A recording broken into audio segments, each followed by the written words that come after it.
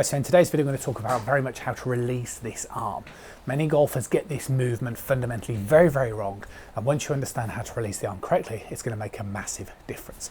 Let's get stuck into it. So first things first, what we want to understand is in the top of the backswing position, we need to have a decent amount of width, and width is going to be created by the relationship between your lower arm and, if you like, your upper arm, or if you want to say your bicep and your sort of forearm, like so. We want to make sure we're at 90 degrees.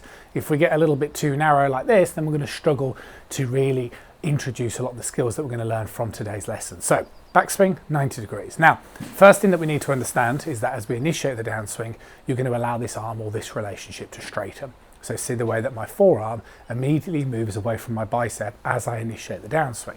Now, this movement helps create an element of shallowing, okay?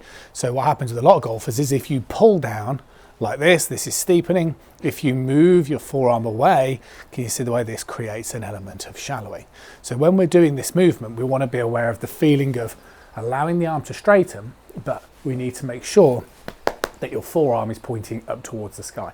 A combination of both of those is absolutely key to being able to get the club to come down that plane line in the early downswing position. We don't want to be moving this way, we want to be very much moving this way. If we were now to focus our attention on the club head, say about 2 feet to the right of the ball, to the club head about 2 feet to the left of the ball, what we want to avoid is any excessive forearm movement. Now, there is always going to be some forearm movement to help you square the face, but the point is what we don't want is any excessive motion like what I'm doing here. And the way you're going to counteract that is by still incorporating that feeling of the forearm. So if you come in towards the downswing, and then from here what you do is you really allow your right forearm to rotate over the ball like so, then this is going to have an excessive amount of closing on the club face.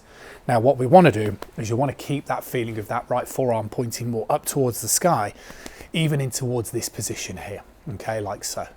Now what we don't want is any excessive closure. What we do want is more of a feeling like we're sort of throwing the club down.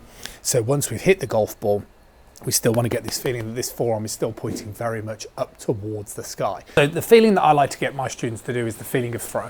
And there's no better way of getting a sense of throwing rather than using a rope trainer.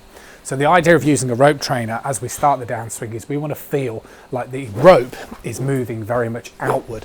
So see what I'm doing here, I'm not pulling it down inward, the rope is moving outward, like so.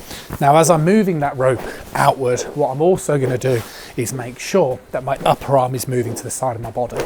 And that's the reason why I love the Swing Buddy, because it's the length of a 7-iron, you can actually concentrate on letting the rope itself just graze the floor as I'm demonstrating here. And then you can couple that with the feeling of the forearm not overtaking too much and get the feeling of really finishing up and through, keeping that forearm nice and passive in the bottom part of the swing. It's going to make a massive difference.